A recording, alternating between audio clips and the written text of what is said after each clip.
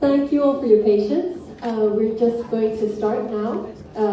The co-sponsors of this cited parallel event is Stephanus Foundation, Jubilee Campaign, and Coptic Solidarity. We're really thankful that you're here. I know there's been a lot of discussions about a lot of different countries, and especially as the Commissioner of the Status of the Women, I'll sit down, is focusing on looking back, what has actually taken place in these last 30 years, and who is the best people to give you that feedback is the people on the ground, civil society. So it's really an honor to have Mark Lipto with Stephanus Foundation and other distinguished guests which we'll be introducing as we go on. So Jubilee Campaign has been working on freedom of religion and belief, and specifically on the rights of women and girls and ethnic and religious minorities. We've held equal status since 2003 and had over decades of work with Stephanus Foundation, who help with humanitarian aid and support, but also human rights training for people on the ground. So it's really an honor to have Mark Lipto. He's traveled all the way from Nigeria to be here, and I'm going to hand over the microphone to you. Thank you. Hello, everyone. Is it good afternoon now, I think? Yes. I need to be careful before I say good evening, because it's evening in Nigeria, but good afternoon, everyone. We're delighted to be here at CSW 69. Stephanus Foundation is a non-governmental organization. It's a human rights non-governmental organization that is working with victims of the violence that is ongoing in Nigeria at the moment. Stephanus Foundation has been on ground since 2001, and we've been documenting instances of violence that has been going on in Nigeria. So when we've been actually coming here concerned for the girl child and the woman in Nigeria for, I think this is the 5th time Stephanus Foundation is coming to UNCSW, because our concern is the Nigerian woman. How is the resolution affecting the Nigerian woman? And because our work has been centered in central Nigeria with a focus in northern Nigeria, this year we felt, since UN is looking into 30 years of Beijing Declaration, we should do a research to see how that has affected us in Nigeria, particularly in northern Nigeria. Northern Nigeria women and girls are going through diverse factors, including cultural and also religious norms that are enforcing the patriarchal system in that country. So our concern is how much has the Beijing Declaration affected the situation of the girl child. We also intend to present to you how resilient the Northern Nigerian girl child has been. Because if it was a girl child 30 years ago, it's a woman now. And it's a mother. So how resilient have the Northern Nigerian girl child been? And so we at Stephanus Foundation embarked on a research in Northern Nigeria to find out how much the girl child is resilient. And so we pick up a state in Northwest. Our research also picked up a state in the North Central, and we are also able to pick up in the Northeast to be able to cover all the impact in the far north. We embark on this research by employing a doctor from the University of Jos who helped us to carry out the research. She's here to bring out the research findings. And before I allow her to go into the research, we have a little video that has come up from the findings of that research, and we like to play that before we go on from now.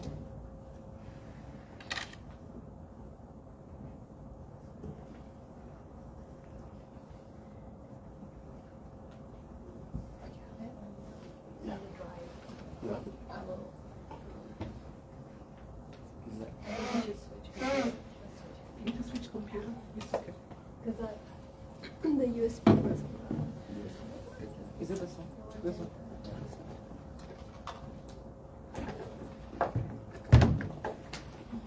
Or we could just play it. Do you want to go ahead? Thank you. Okay. Yeah, sorry. So while they work on the video, it was also our intention to invite to this program today the Minister for Women Affairs in Nigeria. Actually, we expected her to be here, but because of her functions, some of you have attended some of the elaborate functions that the Nigerian women staged in this at this time, and she has been very occupied. And I'm not sure if someone is here to represent the minister. Anyone? Yeah, because she promised to send someone, but if there is no one, we also invited the Commissioner for Women Affairs from Kebbi State, where our research were covered, but unfortunately she's not here today.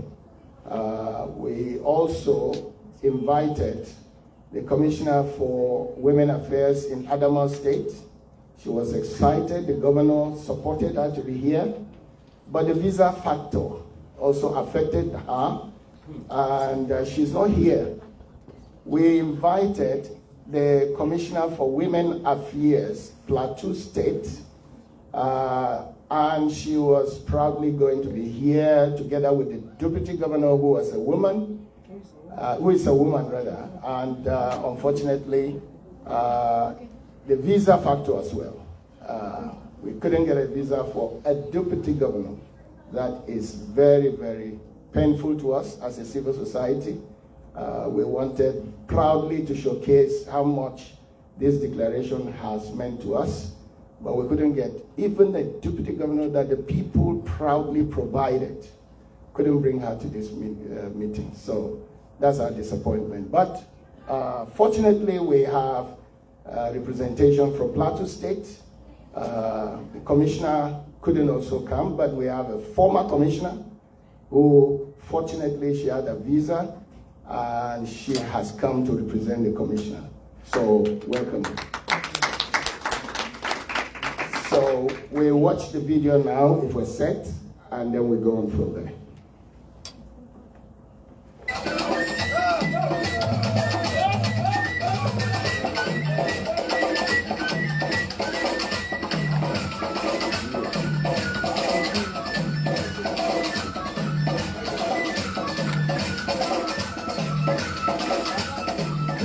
30 years ago, the world made a promise in Beijing, a promise of equality, dignity, and freedom for women everywhere. It wasn't just about banners or speeches. It was about a real change that was meant to be transformative.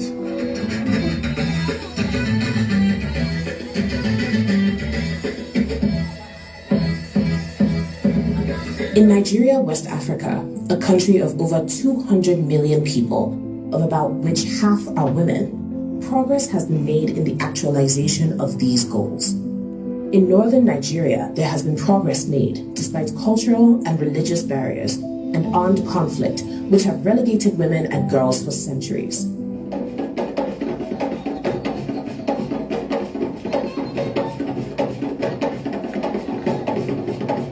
Since the Beijing Declaration, strides have been made in northern Nigeria.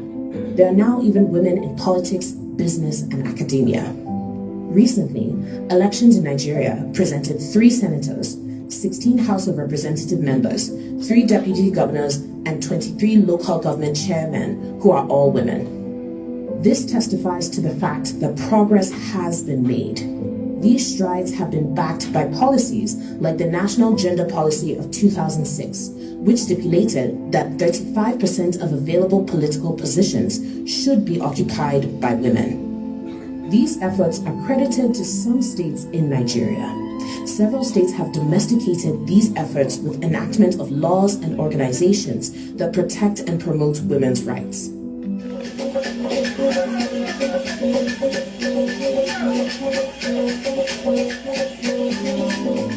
Stephanos Foundation is a faith-based, non-governmental organization working with victims of persecution in Nigeria. Recently, Stephanos Foundation researched the state of achievement of the objectives of the Beijing Conference in Northern Nigeria. The research confirmed that while some progress has been made in awareness, advocacy, and education, there are still significant challenges in ensuring empowerment and equitable protection from all forms of abuse, as well as access to justice for women and the girl child. The research, which focused on Northern Nigeria, took a case study of 3 states within the 3 geopolitical zones: Plateau for North Central, Adamawa for Northeast, and Kebbi for Northwest.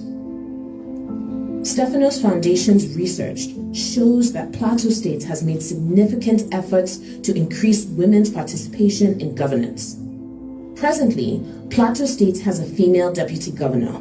Under Plateau State's current government, we've seen the establishment of the Plateau State Gender and Equal Opportunities Commission, a family court, and a gender court, all of which have shown the intentionality of the government in issues of women's rights. The government has also lent support to NGOs, many of which cater to women's and children's rights, and appointed women as both director of the SDGs in the state and coordinator non-governmental organizations.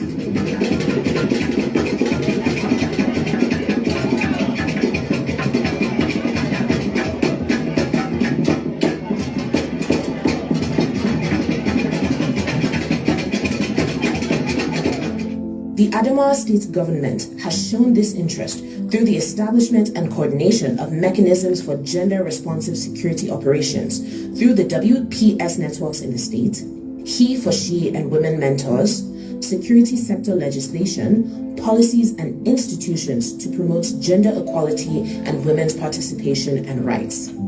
All these are alongside women empowerment programs, improvement of social welfare, promotion of gender-based equality, and the enhancement of the economic empowerment of women in collaboration with the legislative arm of the state, tackling issues of gender-based violence promptly.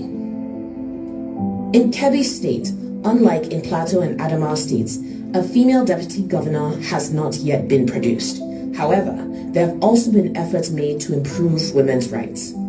The Kebbi State government has shown this through the introduction of Nigeria for Women project, under which over 58,000 women have been empowered economically. Gender parity and equity in governance and politics are evidenced by having at least 1 female councillor in all 21 of the local government areas in the state. The creation and enforcement of the law on the protection of children's rights and violence against individuals, including gender-based violence, and the inauguration and revitalization of the GBV Technical Working Group in collaboration with other civil society organizations, all work to crack open the culture of silence.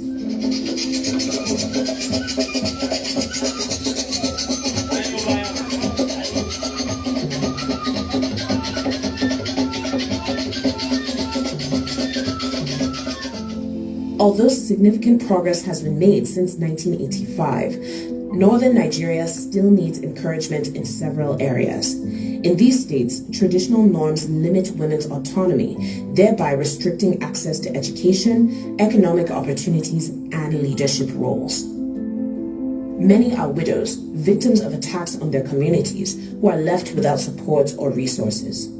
Forced out of mainstream economic opportunities, they turn to petty trading and subsistence farming, earning far less than men and struggling to survive.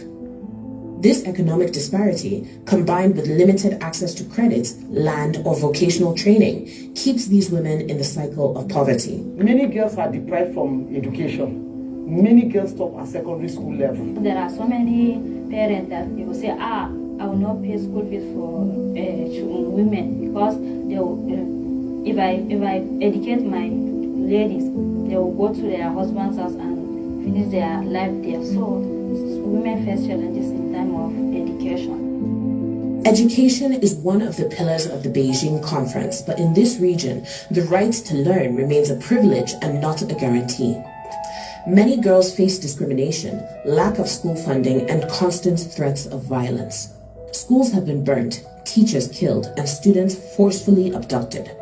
On another hand, the prevalent cases of early marriage has continued in some communities, despite the huge consequences on their health and reproductive rights. Yet, these girls persist, seeking knowledge. Gender-based violence has remained a devastating reality in Plateau State, particularly in conflict-affected areas. Women and girls are disproportionately affected, facing sexual violence, exploitation, and abuse. It is pertinent that we acknowledge the intersection between poverty, conflict, and social inequality in fueling sexual gender-based violence. Let us work together to promote safe spaces, support survivors, and advocate for policies that protect the rights and dignities of individuals, including women and girls in Plateau State. A darker reality overshadows many women and young girls where gender-based violence is concerned. Women have been raped and killed in targeted attacks. In recent times, young girls have been murdered for ritualistic practices, their bodies used for dark rituals. The recent killing of Salome in a suburban area in Nigeria and the ongoing case is one of many such accounts. These crimes go largely unpunished, leaving families in despair and communities in fear. In our community, we have only PHC. That's the primary health care. They're not doing operation. And if a pregnant woman came to the facility, she want to deliver a baby, there's not enough of material that can be used to make her operation in the primary health care. They have to refer her to secondary health care, that's the specialist, or tertiary, that's the FMC, federal. The violence against women extends beyond physical attacks, affecting their access to essential services like healthcare. In rural areas, quality healthcare is out of reach. Maternal mortality rates are high, with expectant mothers facing life-threatening complications due to inadequate pre- and postnatal care. A shortage of skilled professionals and poor medical facilities make childbirth a perilous ordeal. This is where women give birth. That's the toilet. This is where people give birth. In this primary healthcare center, this is the only forceps in this entire place. They don't have more than this. When women come at night to give birth and there's no light in the hospital, how do you take their deliveries? We are just using our phone, torchlight. You're using the torchlight of your phone to take the deliveries? Yeah. What if there's bleeding? How do you know where it's bleeding? Have you seen the problem that we're facing in this country? That is the electricity that's powering this entire hospital. If your leader is not serious about the primary healthcare center, they are wasting their time. Because the primary healthcare center is the first level of healthcare in any country, any state, any local government that is serious about healthcare. This hospital does not even have adequate solar care. There's no lights. There are women who give birth in these hospitals. You can see what the labor room looks like. There are people who are going to need wound care. You can see what the wards look like. There are children who require help from this hospital. You can see what the resources look like. Vaccines have to be imported from another hospital just so that they can be given to the people here. 30 years after Beijing, the struggle remains, but so does the resilience of Northern Nigeria's women. Their fight for justice is not over, their voices will not be silenced, and their hope will not fade. The government must maintain and enforce its gender policies that protect women's rights. NGOs and civil societies must continue in their advocacy and support for survivors. Beijing Promise was a call to action, one that must be fulfilled to ensure a future where all women can thrive. Stephanos Foundation calls on the United Nations, other member countries, and interested donors worldwide to look into strengthening existing efforts and supporting new initiatives. The actualization of women's rights is a task that requires all hands on deck. Stephanos Foundation is committed to promoting the rights of women and girls. Partner with us today.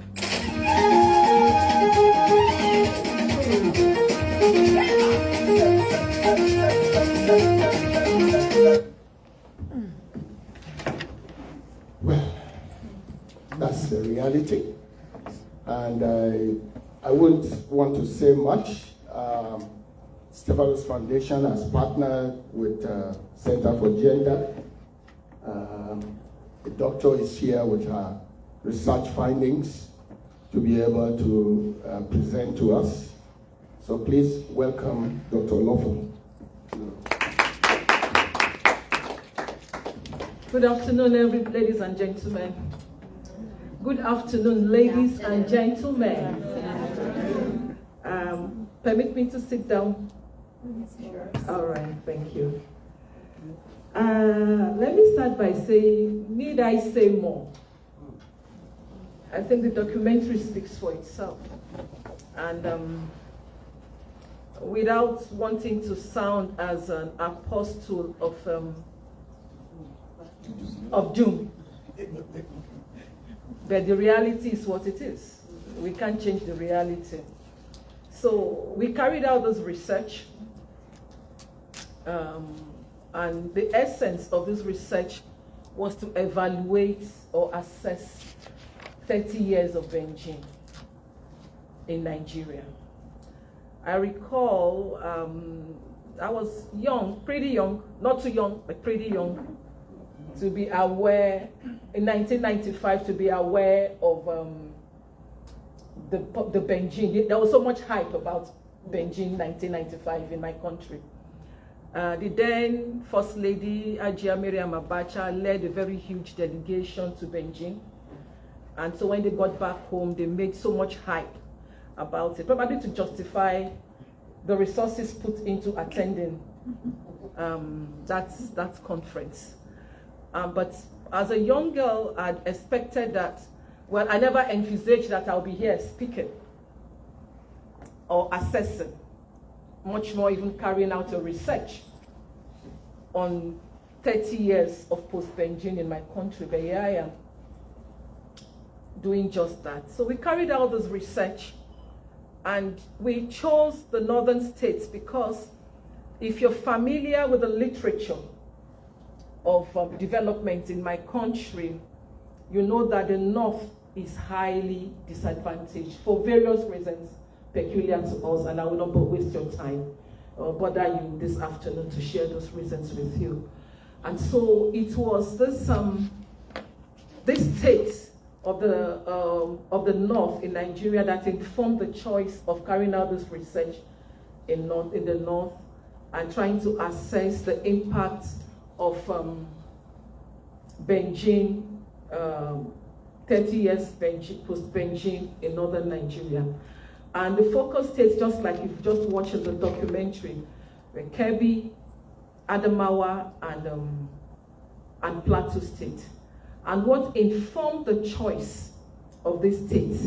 Yes, they are all located in the north. Plateau State is located in north central. Kebbi is located in northwest, and Plateau State is located, Adamawa State is located in northeast. And they have similar cultural dynamics. The state exhibits within certain, the three of them exhibit very similar societal features concerning women's empowerment, concerning their rights, and they share histories of conflict. They share history of displacement. Adamawa and Plateau State, for example, have had their own fair share of ethno-religious crisis or ethno-religious conflict. And Kebbi State has had its own fair share of displacement due to attacks from bandits and Boko Haram and what have you. So these three states actually share the similarity in terms of conflict. And they equally share similar cultures with maybe some pockets of differences here and there. So that was what informed the choice of the states. And this research Also, we know that the Beijing Platform of Action has 12 thematic areas, but of course, we can't possibly do all the thematic areas from 12 thematic areas, study all the 12 thematic areas. So we just, the research chose to dwell on thematic areas that we feel are peculiar to people in the North. And that was what informed the choice of 6 thematic areas. And these 6 thematic areas are surrounded, focused on women's health, violence against women, women in armed conflict, I think those are similar, women in power, decision-making, institutional mechanism provided, and then the girl child. The documentary you watched, you know, at least you saw a bit of what it is to be a woman or a girl in the North and be in need of health facilities or health services. Have we fared in that area? I would say yes to an extent. Are we where we want to be? No, we are not. Are women in this region aware of what it means to enjoy health rights? The right to be able to take decisions on the number of children you want to have. The right to be able to take decisions on your own health as a woman. Have we gotten to that point? Yes and no. The result shows that in states like Plateau, where the girl child education is taken seriously, where there is a level of empowerment, both economically, socially, and academically for the girl child, there is a great improvement from 1995 to 2025 in terms of women's health. But in the far north, like Adamawa, the video that was shown was shot in Kebbi, where you saw the toilets, the portraits of the health facilities and all that was shot in Kebbi. And that is the state of the health facilities in most rural areas. They lack access to qualified medical personnel to take care of issues as small, and I'm putting small in quotes, as child delivery or malaria. Another focal point of our research was the evaluation of violence against women within this region. And the results showed that instead of it reducing, is actually increasing. And it takes the dynamics of that violence against women has also changed. We've had cases in the past, it is hard to hear of a girl child being molested while walking on the streets or living in a neighborhood. You had violence prevailing in domestic spheres and spaces. But the dynamics of that form of violence has changed because now nowhere seems to be safe. It is difficult to define safe spaces for women and girls. They are attacked in homes, they are attacked in schools, they are attacked in markets, they are attacked in conflict, they are attacked while seeking safer havens, you know, from conflicted areas. And so violence against them thrives in peace times and even in war times. And there seems to be no safe spaces for women and girls. I want us to quickly, just want to share our thoughts, our findings in the area of power and decision making. I'm sure most of you are familiar with what is going on politically in our country in the last 3 weeks, particularly in the upper chambers, and how a female senator has been suspended and stringent conditions. And that is just one of such cases that we have heard of. Yes, our findings showed that in terms of political empowerment, we've come of age. Are we where we want to get yet? We want to be? No. Are we where we used to be? No.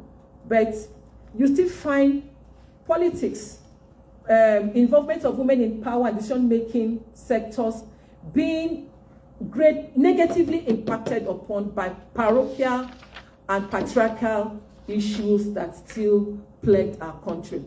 You have a case, or a good case to cite is the Natasha Akpoti case that is thriving now. I was watching over the news yesterday, and they said our constituency is recalling her back from the Senate, and that is how far our politicians can go to bring down a woman that is assertive. And for me, the place of power and decision making is the key to any kind of development we want to see as women, because that is the engine room of whatever development. If women continue to be excused or relegated at the decision-making level, then we don't have a voice. So our research showed that, yes, we now have women, of course, as a result of access to education and enlightenment and empowerment, you have more women vying for power and vying to be part of the decision-making process. But even when they get there, there is no guarantee that their voices will not be silenced, just like the Natasha case. The fifth thematic area we studied was to find out what the governments in these states are doing in terms of institutional mechanisms put in place to achieve the Beijing platform of action. And the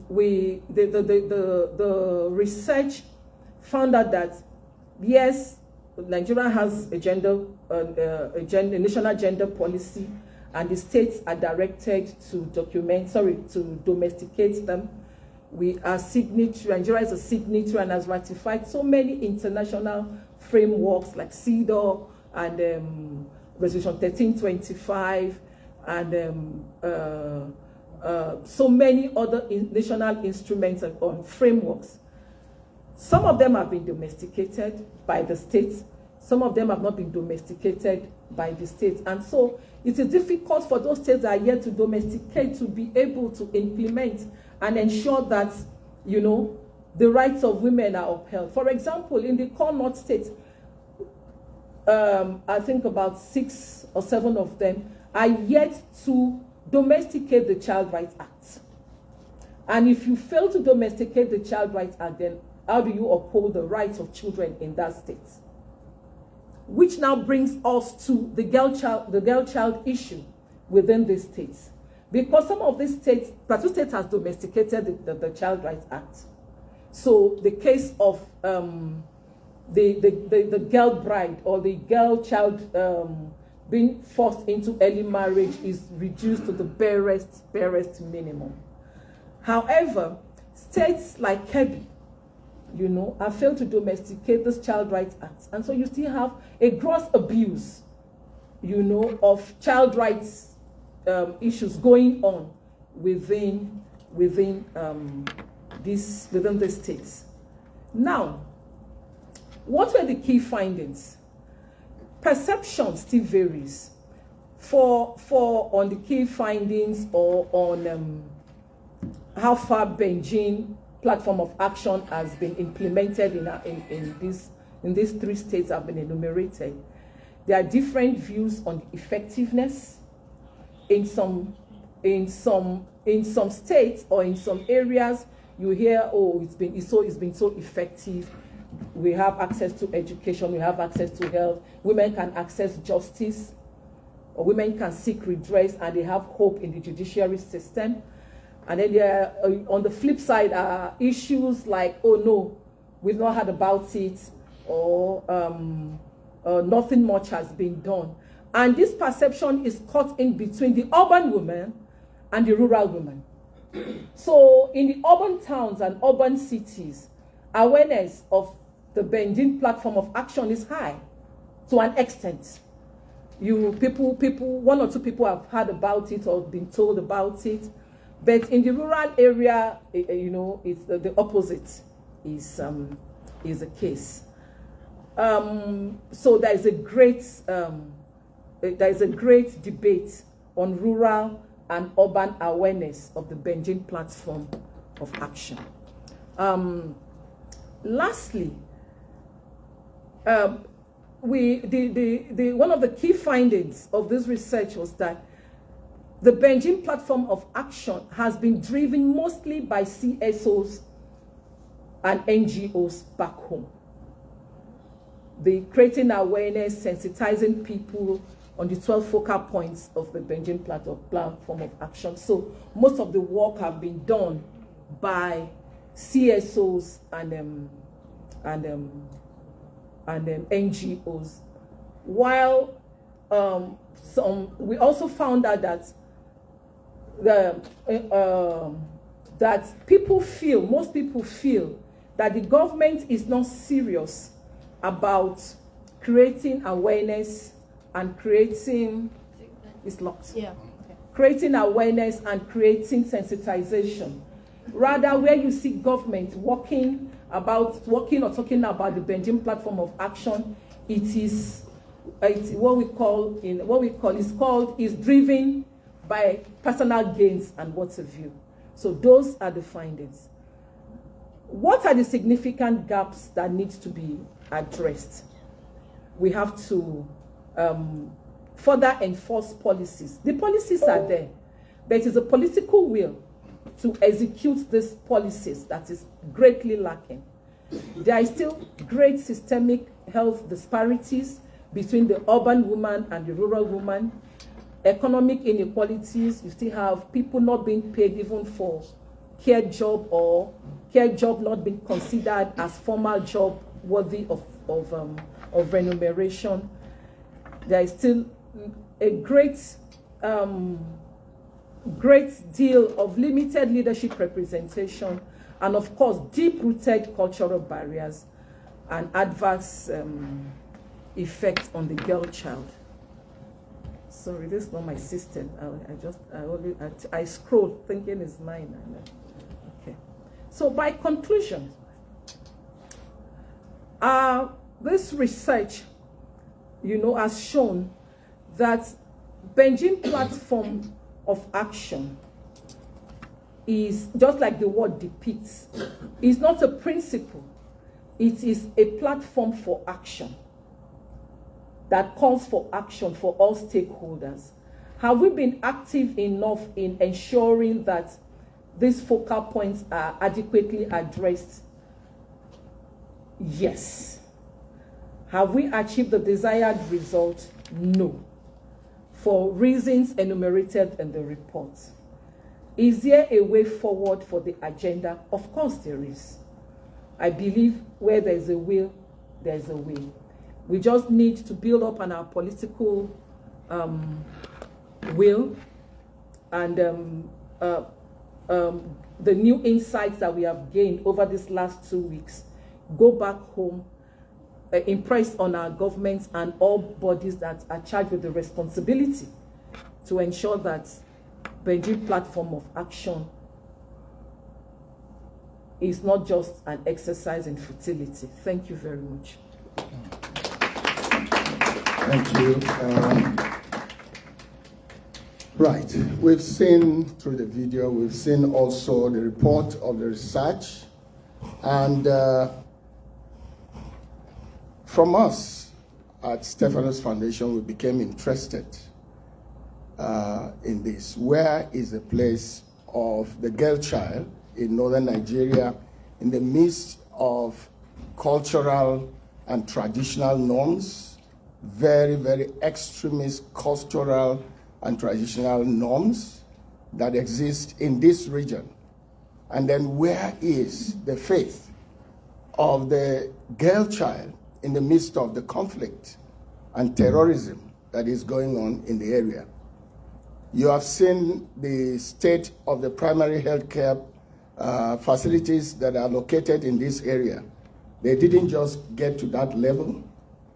They were in that level because most of those communities have been attacked by terrorists, and most of the people have left the area.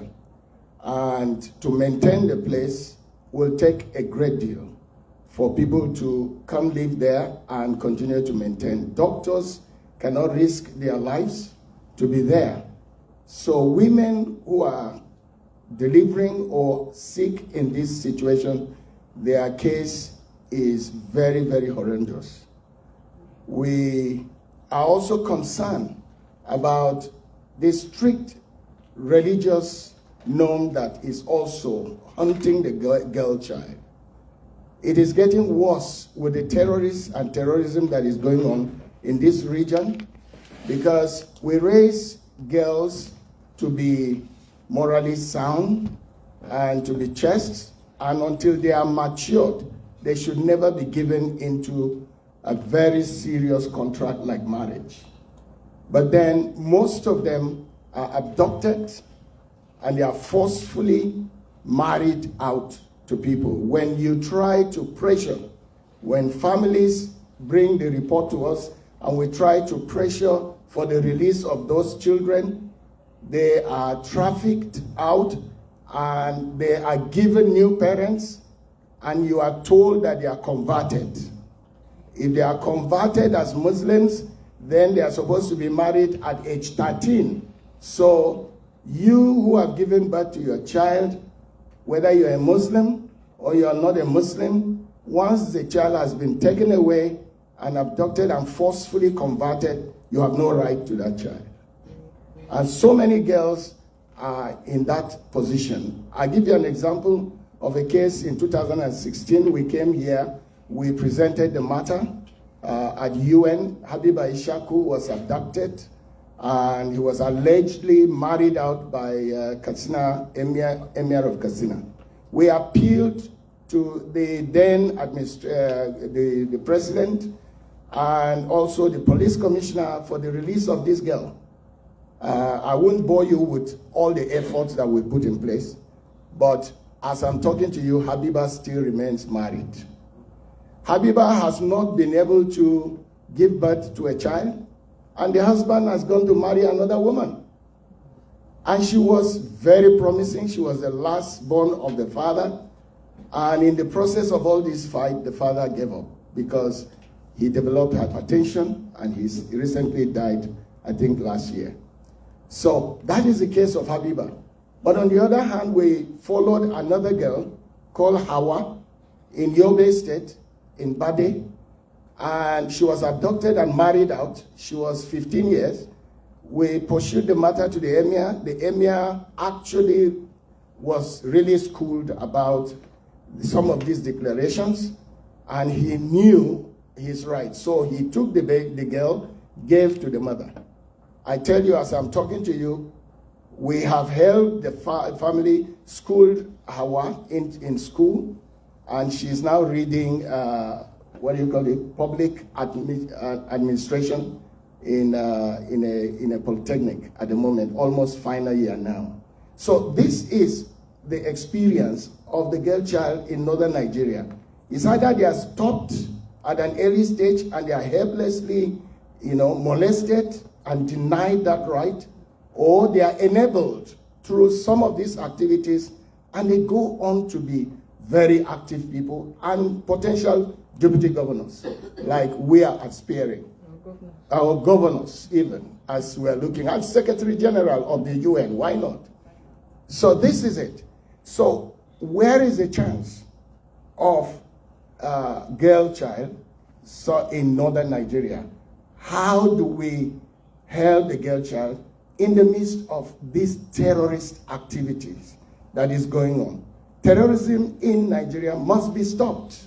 I can see the will of the current government trying to cop it. But there are sources that are advancing this cause. Where are the sources of the arms? Who are funding the terrorists? This is the cry of the government of the day. And the international community needs to address this to enable the girl child, give them an opportunity. And why the girl child? A country is as strong as the weakest link.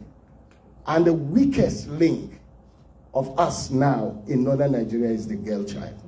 Touch my daughter and you have gotten me to my knees. We need to fight for the girl child.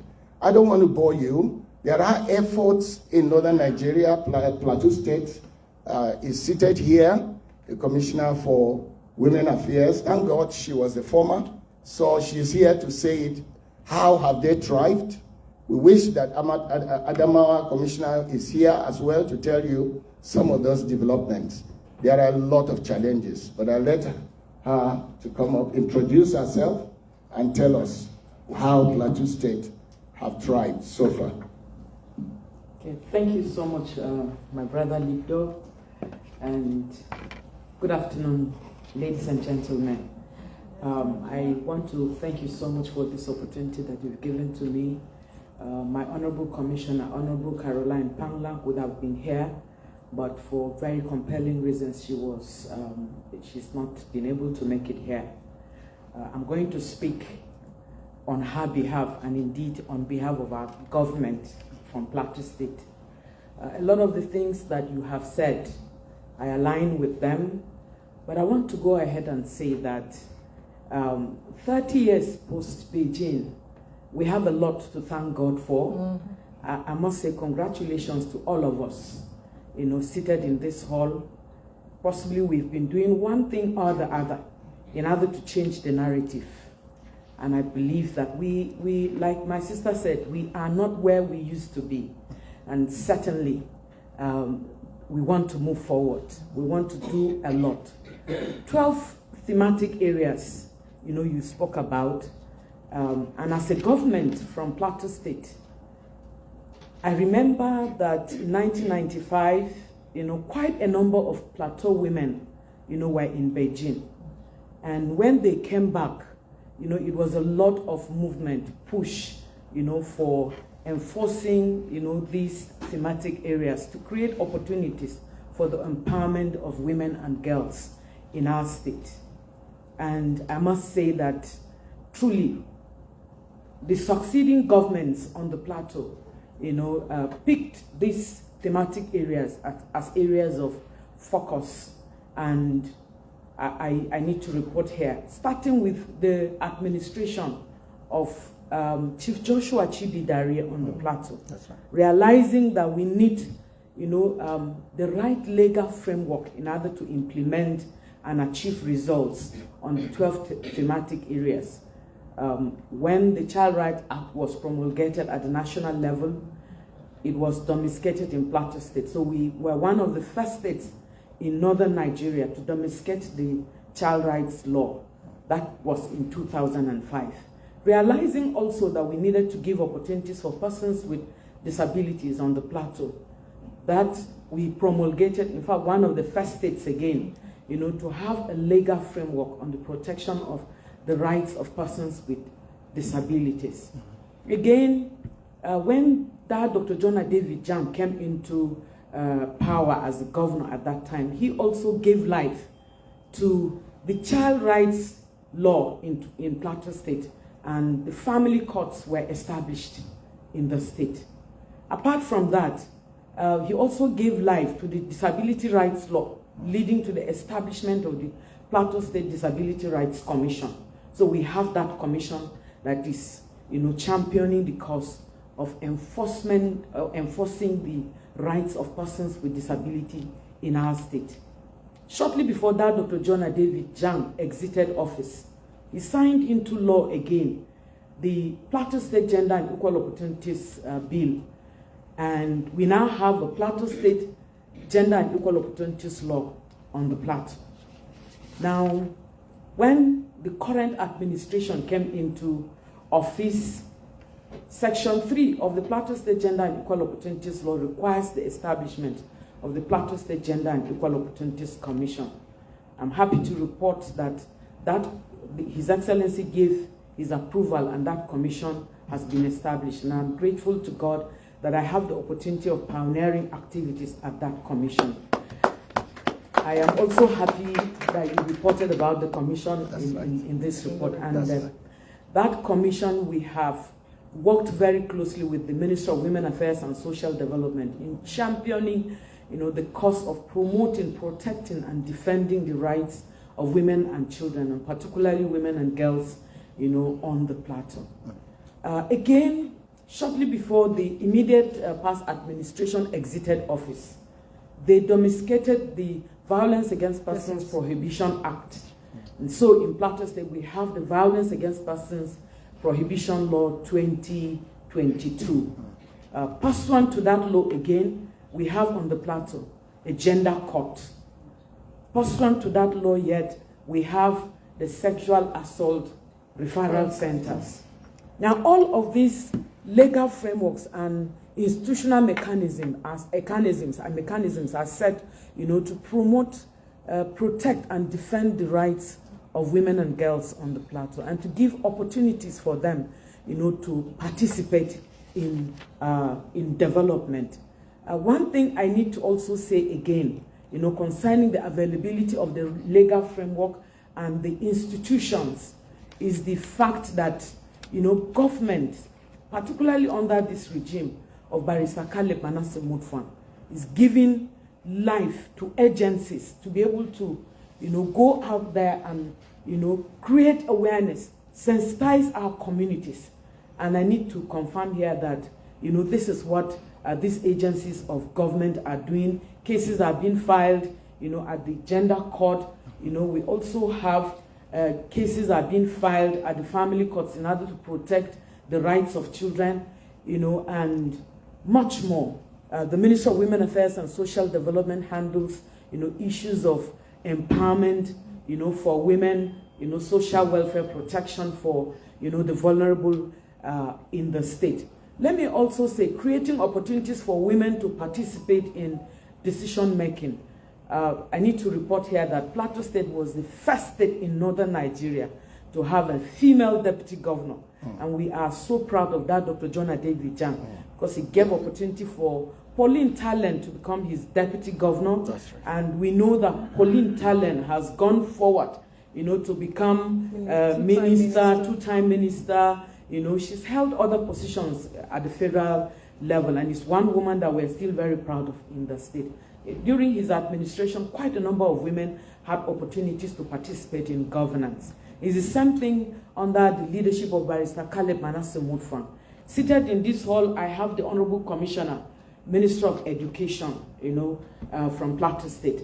Dr. Gang, can you just raise your hand? That's the Commissioner of Education.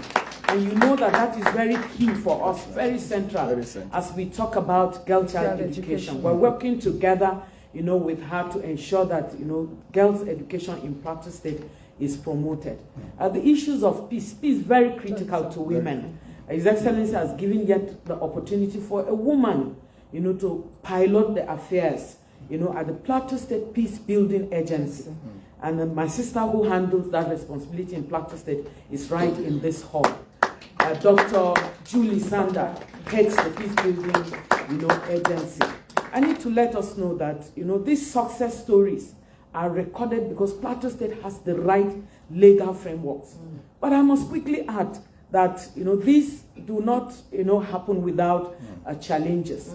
We still have quite a number of challenges, ranging from negative cultural practices like patriarchy, the culture of silence, where you have sexual and gender-based violence, and women and girls are unable to open up and talk about these issues.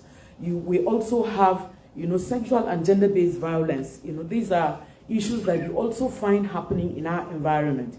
At the moment, we are also having to grapple with the challenges of child trafficking on the plateau. And I need to say that is an offshoot, of the insecurity challenges that we have had to go through as a state. But I must use this opportunity to confirm that we have a governor who is not only passionate, but he is passionately committed, to ensuring that the narrative for us on the plateau is changed. He champions the campaign against child trafficking on the plateau. We have jingles, we have him talking to the community people, speaking out against, child trafficking, and asking everyone to be responsible in the promotion and defense of the fundamental human rights of our children. He has availed us the opportunity for creating opportunities for empowerment, life skill trainings for women, who may not have the opportunity of full education. And I think that for us, we are grateful to God. And I need to use the opportunity to appreciate, civil society organizations on the plateau, very actively working, in collaboration with the state government in order to achieve results, changing the narrative for our people in the state. And I must appreciate my brother Mark Libdo and his agency, Stephanie's Foundation. They work very closely with us, helping us to, understand and appreciate particularly their research-based organization. They go into the communities and come out with the evaluations that they make there, help us to be able to appreciate it and to see where we can, come in as government. And I need to say we're very, very grateful. At a platform like this, I should be able to celebrate you. Can you help me appreciate him? Thank you so much. Let me say again that with the kind of leadership that we have on the plateau, under His Excellency Barrister Caleb Manasseh Mutfwang, we are more resolved, more determined, more focused, in order to ensure that we change the narrative. We can only solicit for support, international collaboration, that we will change the narrative. Part of what we realize that we need to do is creating awareness, sensitization, going around our communities, engaging in community awareness, so that our people will know the importance of our legal framework, the importance of speaking out, so that we will all together fight the culture of silence. But I must conclude by appreciating plateau women. We have a resilient set of women on the plateau, and we are hard workers. Let me also celebrate plateau. It's one of the best states in our country. Very receptive. The weather is friendly. The women are resourceful. The women are very resourceful, and I must say, I thank you, Mr. Mark Libdo, for giving me this opportunity. God bless you. Thank you, my sister. Thank you. Thank you. Thank you. It's always a pleasure to have government support you as CSO. Then you know that the people will be happy, and they will have a lot to receive, and they will progress. There will be a lot of development. So thank you very much. I don't know if there is a representative of the minister here at the moment. There is none. But I must say that we could have had Kebbi State here, but she couldn't come, like I said. So we thank you very much for what you're doing in Plateau State. I know that Plateau is facing a lot of challenges at the moment. People all over northern Nigeria, they see Plateau as a safe haven. With the terrorism in northern Nigeria, many are flooding into Jos, and Plateau State at the moment. And Plateau also, from our research, has faced over 130 attacks in different communities. We have seen that over 70 of your communities have been sacked in 5 local governments alone. 33 have been occupied by people that we don't know where they came from.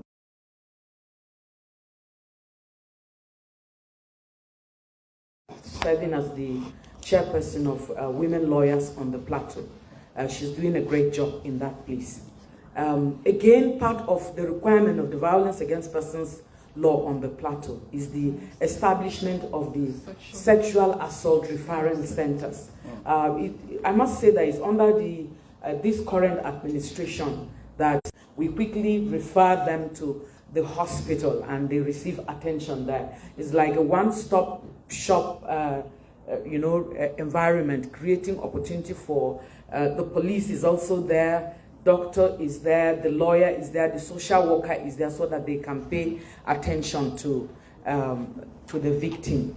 and ensuring that the suspect is also arrested. Closely related to the provisions of this violence against persons law in Plateau State is a requirement for us to create awareness. Now, the Plateau State Gender and Equal Opportunities Commission, together with the Ministry of Women Affairs and Social Development, we have gone around the 17 local government areas of the state, creating awareness, amongst our people on the provisions of the law, and to make people to understand that once their rights are violated, particularly women and girls, they should open up and speak. Part of what is our challenge with the implementation of the law is the culture of silence. When a woman is beaten up by her husband, she's expected to keep quiet. When her right is violated, she's expected to cover up the shame for her husband, so you don't expose him. These are issues that we are fighting with but we have a clear law under the Violence Against Persons, Prohibition Law that empowers us to protect violence, protect women and girls and children indeed from violence. Now, customs, part of our challenge with the implementation of the rights protection laws are negative cultural practices in the state. And part of these negative cultural practices that we're fighting using the instrumentality of the laws is one of them is the female disinheritance. Possibly because of our cultural background, a girl child or a woman is not supposed to inherit, from her father or from her husband. So we have challenges with the girls suffering as a result of disinheritance. Women also suffer as a result of that. In fact, their rights under their marital rights are not also, protected. Now, we have a responsibility in order to create awareness on this. We want to also make our people, our women and girls, to know that it is okay to report it. It's okay to access legal protection. And part of what we're doing with civil society organizations is to create awareness amongst our people on the need to access justice. And I think that this is very, very key. I thank you. Yeah. If I may add, if I may add, the sexual assault referral centers are not just meant for the immediate treatment of the victims.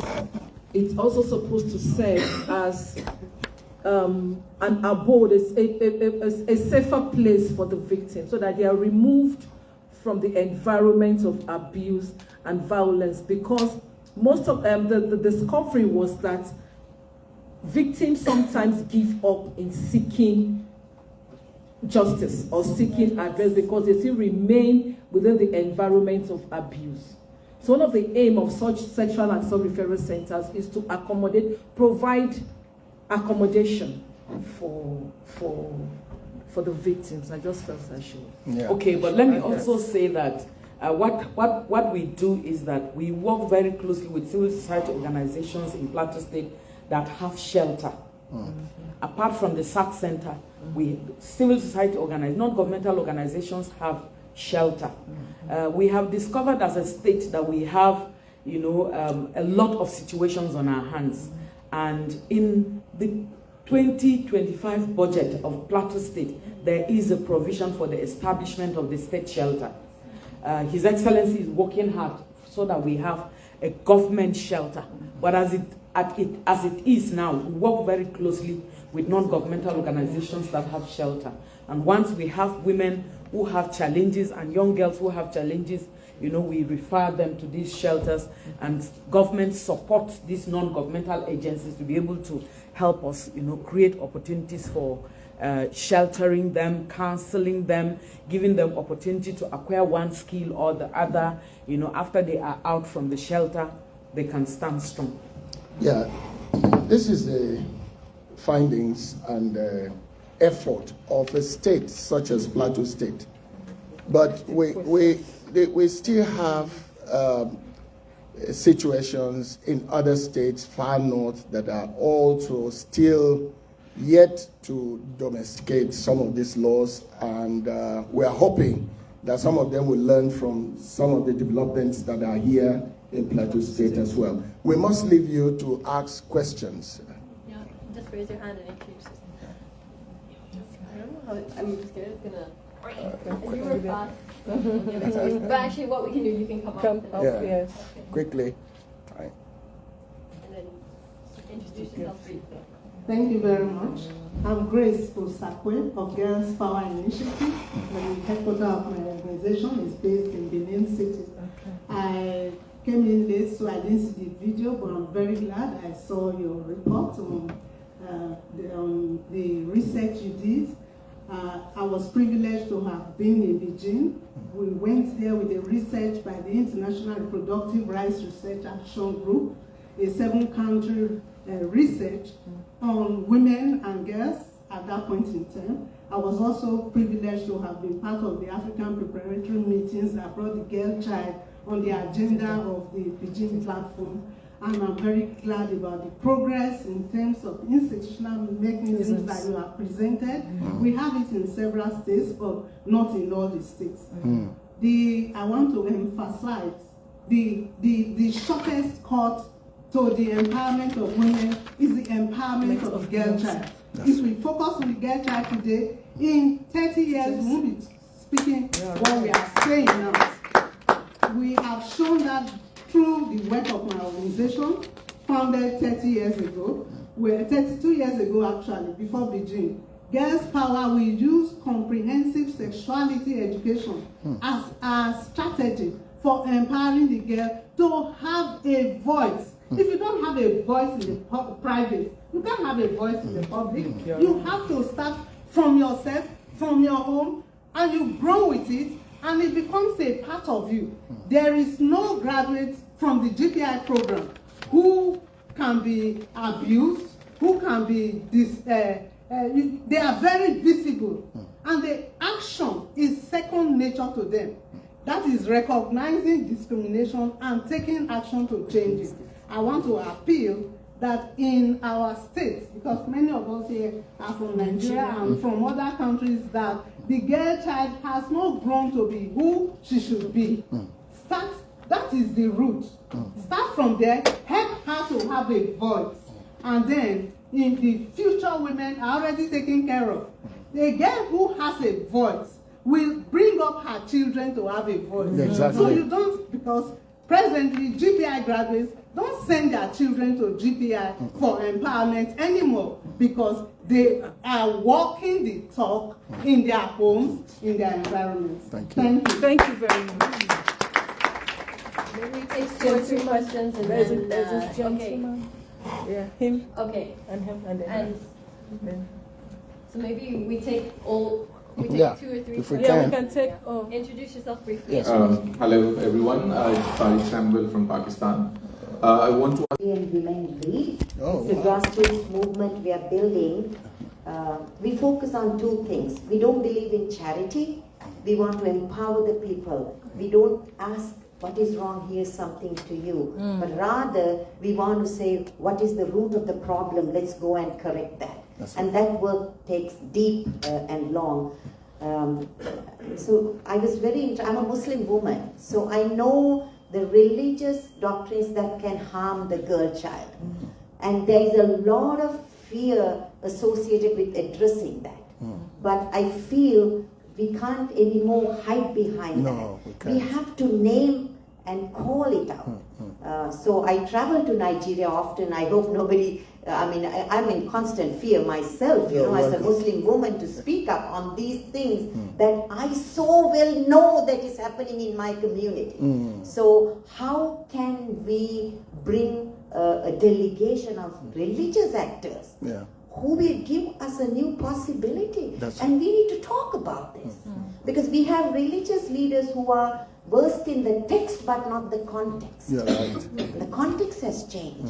So we have to embolden the women, the girl child, because I come from a progeny of Khadija, who was a business leader who employed the Prophet.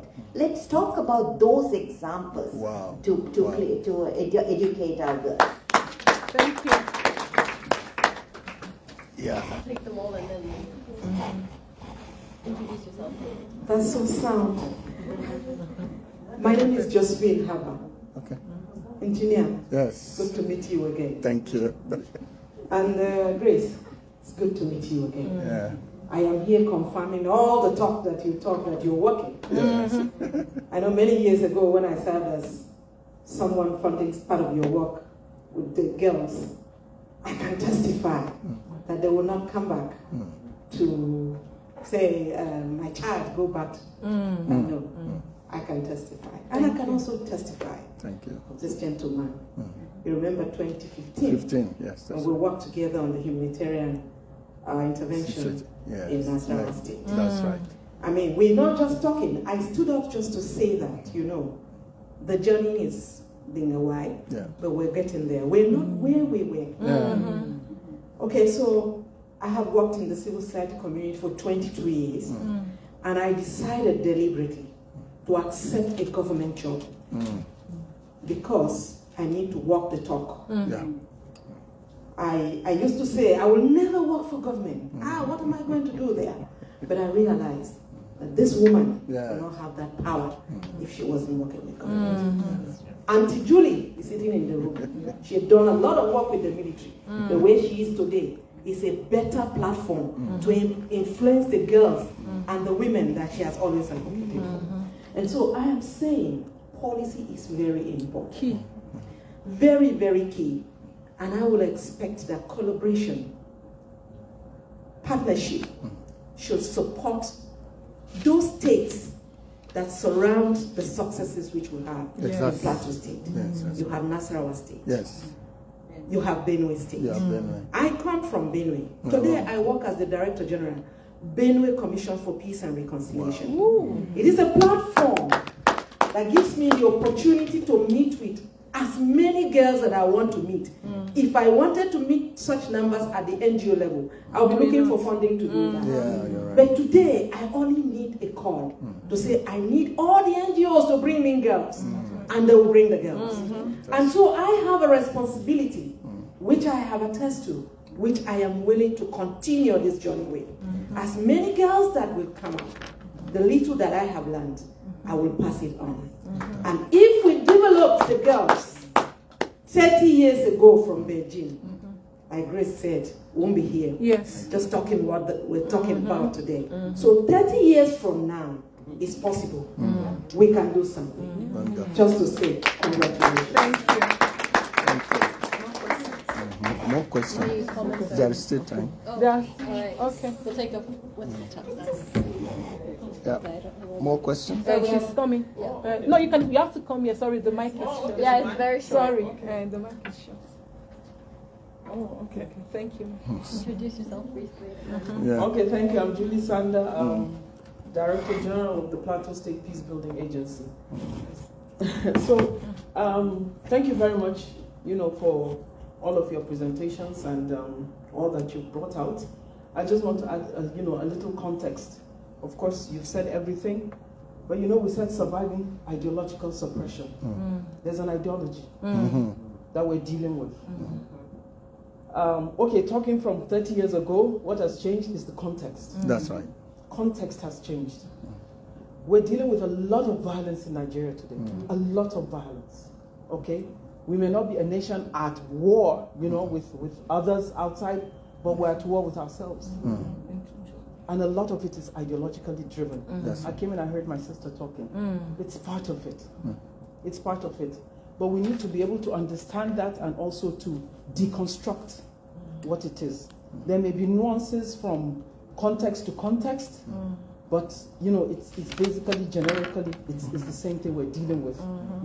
Particularly in the north, and in terms of so is this ideology also that is being wrapped up in religion? Okay, that you began to talk about, that we need to deconstruct and to demask.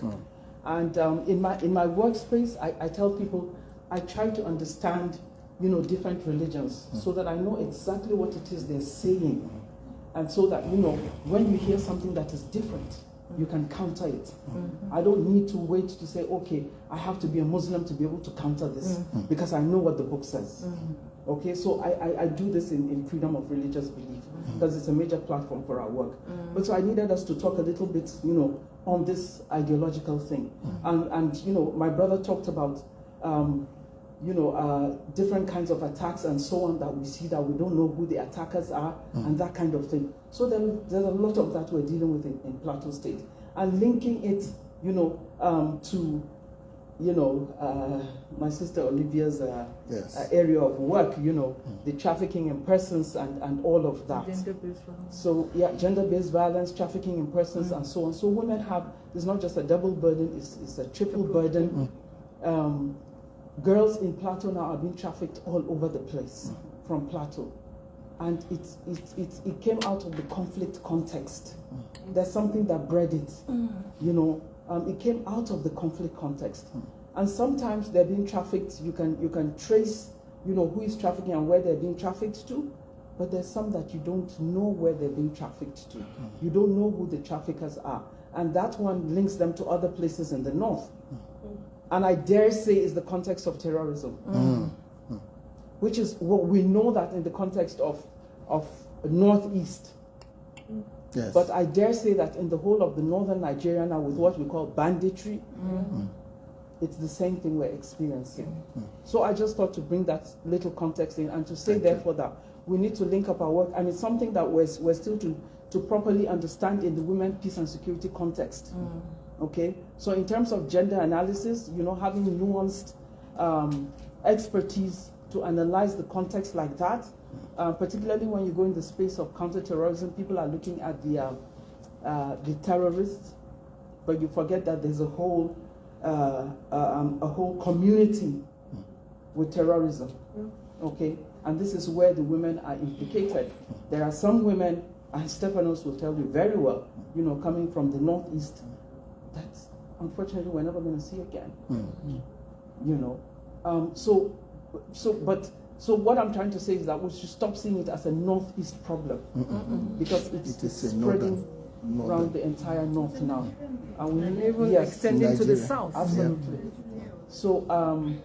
So the vulnerabilities that women face make them extra vulnerable in these kind of contexts and situations. So if I look at the whole issue of violence and all of that, we need to understand this context and understand again the ideological thing that is driving most of it.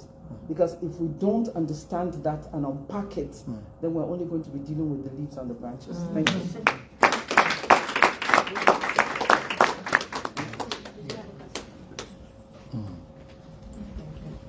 Good afternoon, all. My name is Claire Gavino. I'm the founder of Sunday Roundup, an organization called Hands Lifting Arts Initiative Society in Canada and in Nigeria. Thank you very much for all you said. And for me, it's something that's very, very emotional. I'm not from the North, but I was mandated to take care of people from the North, looking at Boko Haram and all of that. That's right. I've never been up in Adamawa and I schooled in Zaria. Oh, okay. And when I started my organization in 2016, it started from, I've been in Canada for 22 years, but I started my organization in Nigeria and in the North. I was supporting women and children who are displaced by domestic violence, by religion, insurgency, and natural disaster. And it got to a point, we started from a place, I've never been there, a place called Biu local government. Okay, in Borno. Okay. And then we moved down to somewhere, Adamawa, where the former Vice President. Yes, thank you. But the problem that my organization experienced was the non-acceptance of especially the men for us to enable our women, our girls, to be able to have a voice. We are all saying we should give the girls the voice and the women the voice, the capability. But how do we convince our men to let our girls, to let our women have the voice? Which was one of the reasons why I had to move away from the North, because my staff were actually being terrorized because the men were not willing. We were going to empower the women, to give them tools so that they could stand on their own for sustainability. It was very difficult. So I think when we are thinking of giving our girl child a voice, giving the women the voice and the ability to be able to stand, and face any challenges, we should understand as well that where is this coming from? It's the men that is not giving us, women, the ability and the girls for us to have that voice. And well, I'm not sure if we can have our voice by taking it violently from the men. I don't think so. So we have to devise a means for our girls and our women to be able to take ownership of our voices from the men. Thank you. Thank you. We need to round up. Time is up. So I don't know if you have like a 1 second thought you want to leave with everyone, and then I'll wrap it up. Okay, thank you very much. I just needed to address the concern that he raised about women with disability. The disability rights law in Plateau State covers, women and girls. And but you've just raised the critical issue that we really need to look at again, because they have special needs, women and girls with disabilities. And I can assure you that I'll take it up so that we'll look at it with the possibility of amendment of the main law, so that we can, go into more specifics that will cover these areas of need. But I believe together we will win the war. Thank you. Okay. Just to, first of all, thank everybody for your rapt attention and time. We greatly appreciate you. For every issue, like there is a national disability law in Nigeria. But being a gender scholar that I am, there is always a gender approach, a gender dimension to every issue. So it is pertinent that we begin to look at gender-specific laws for disabled women because of the peculiarities. Is there any statistics that you have that? Not right now. Not right now. But we do have a gender commission. A disability law in Nigeria that every state should take a cue from. Yes, and domesticate. Yes, so finally, I would thank you all for coming and appreciate those who have given us suggestions. We're working on ground with willing government like Plateau State, Adamawa, and Kebbi.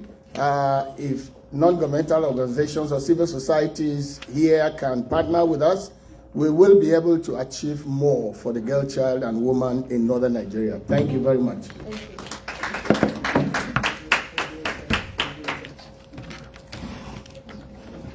Thank you so much, everyone, for coming. Appreciate your time and a lot of great insights from the floor as well. And I think the importance of both state and civil society working together, and also civil society being willing to take positions in government, because it has a big impact. That's right. And also, because you have a lot of knowledge and know-how. We have a barrister, we have a researcher, and someone who's worked on the ground. So thank you so much for your time. Thank you.